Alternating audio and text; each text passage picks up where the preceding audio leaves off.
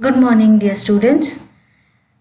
Today we are going to study from History textbook, chapter number 4, The Freedom Struggle of 1857.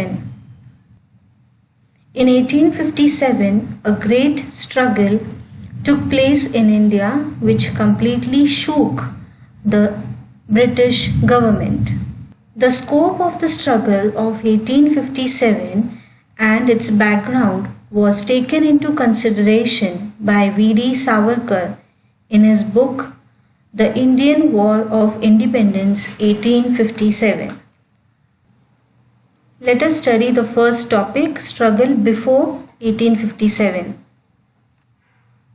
At every place where the British rule was established in India, the local people had to bear the ill effects of British government. The Indians started feeling that they are exploited in every strata due to the company's rule. Company here is the East India Company. This resulted in increase of discontent against their rule.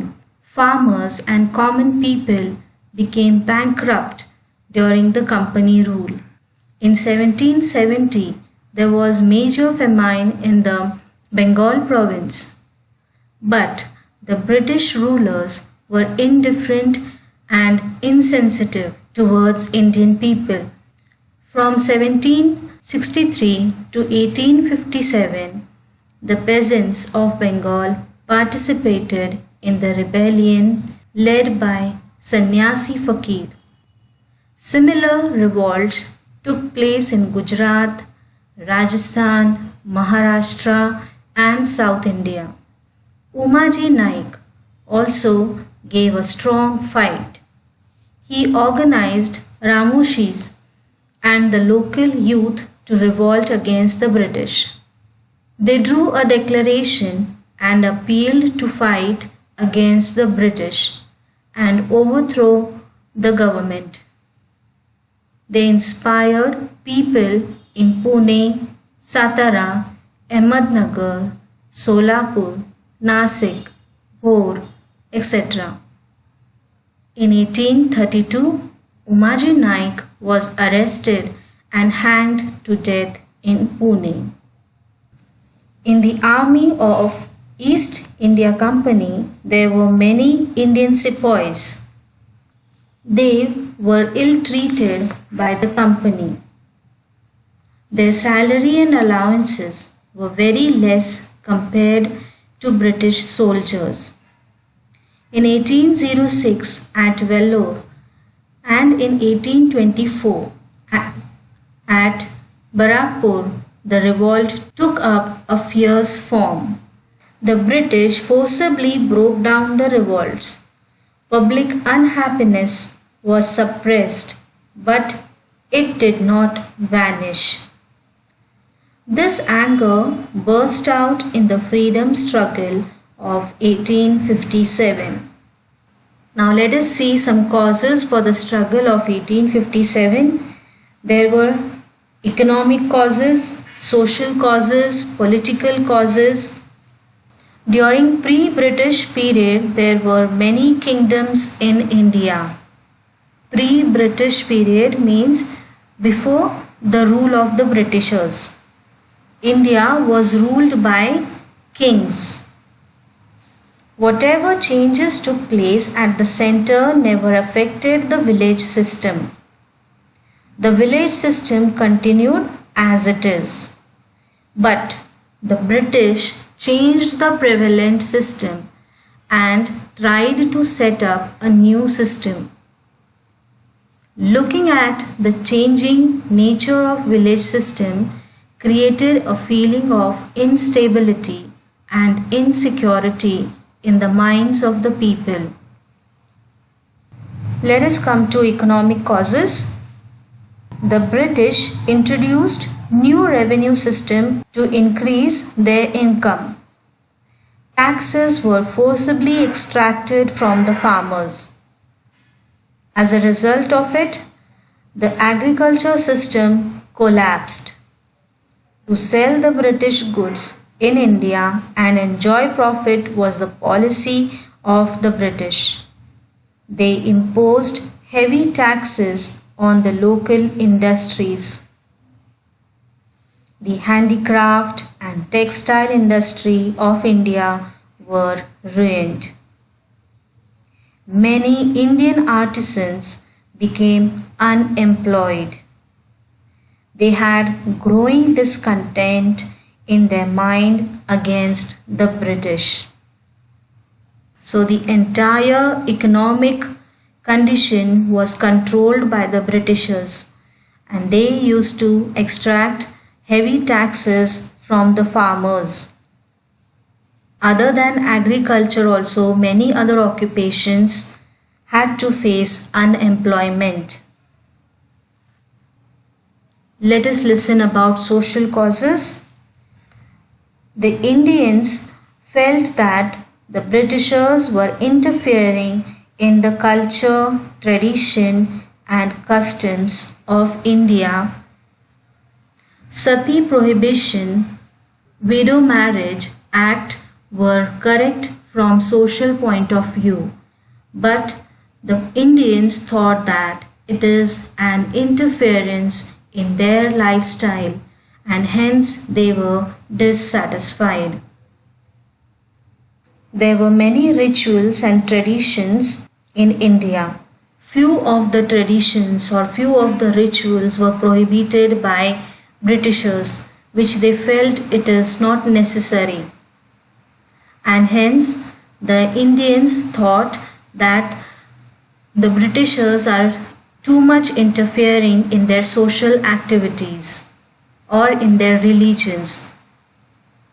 This brought dissatisfaction amongst them.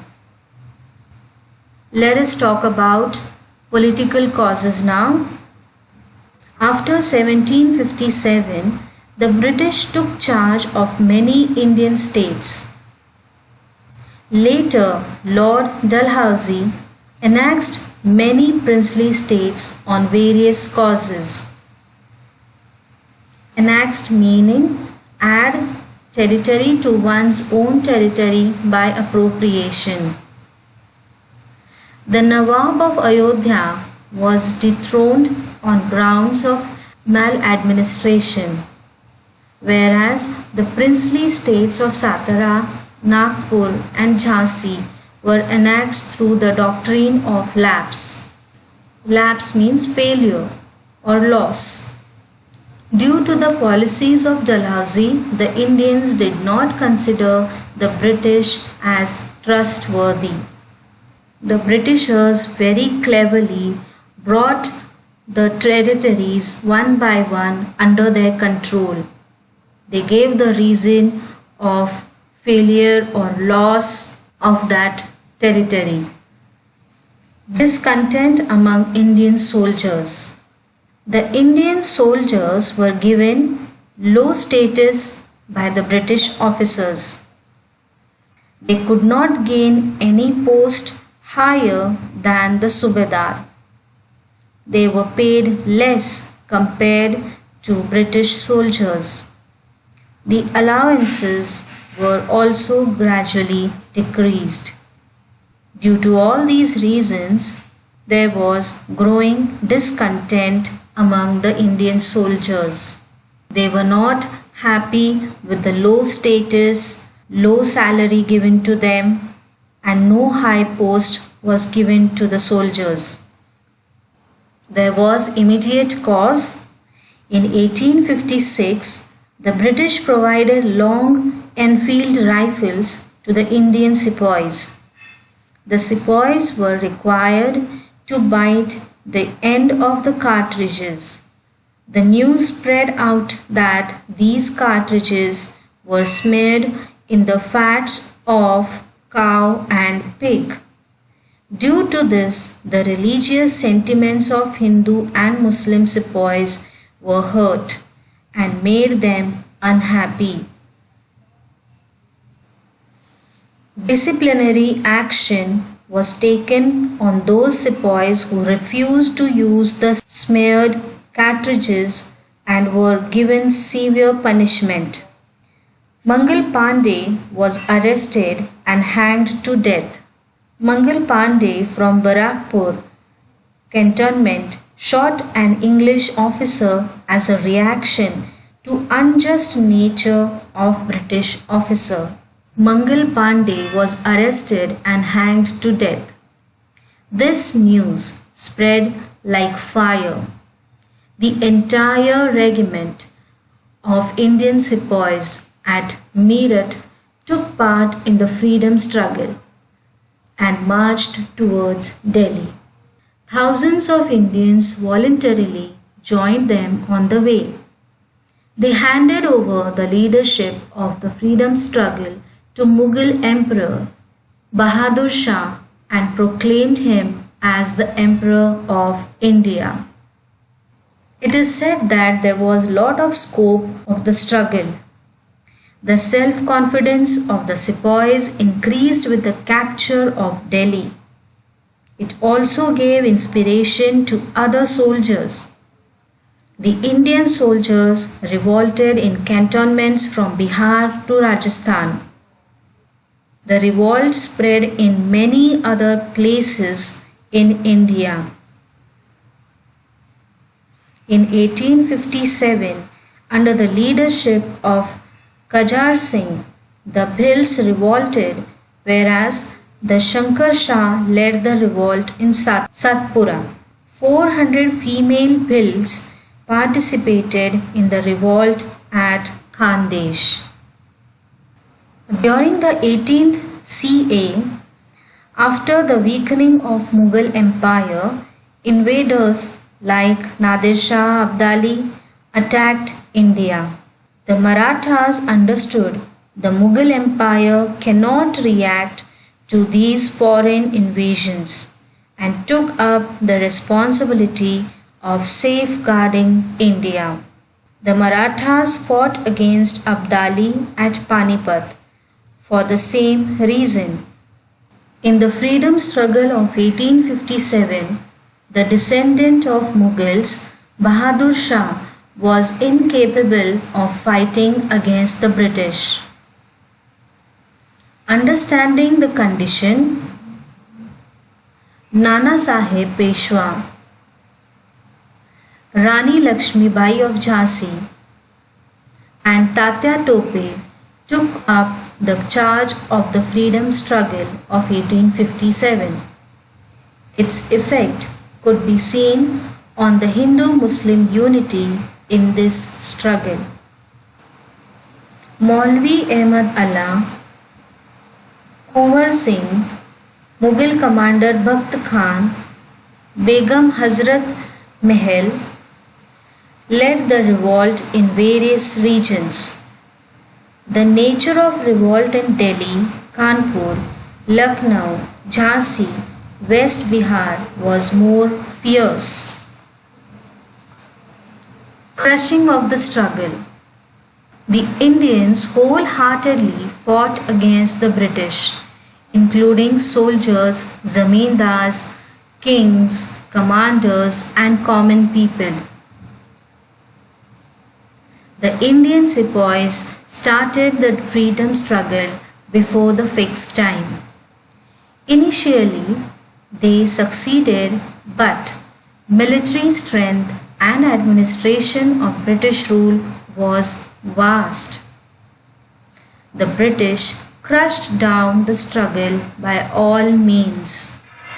The British made quick recovery and within next 6 months regained the lost territories. Rani Lakshmi Bai, Kunwar Singh, Ahmadullah laid their lives. In this map we can see the yellow color shows the territory under British control. So almost the entire India was under the British control. Bahadur Shah was imprisoned at Rangoon. Nana Sahib and Begum Hazrat Mahal took shelter in Nepal. Tatya Tope fought for next 10 months against the British but due to betrayal, he was caught and hanged to death. In this way, by the end of 1858, the British ruthlessly crushed down the struggle. So initially, the Indians started with the revolt by getting inspired by each other and with full force. Everybody was a part of the struggle. But somewhere the Indians were lacking behind. They had few drawbacks which could not make this struggle a success. The common aim was overthrowing the British from India.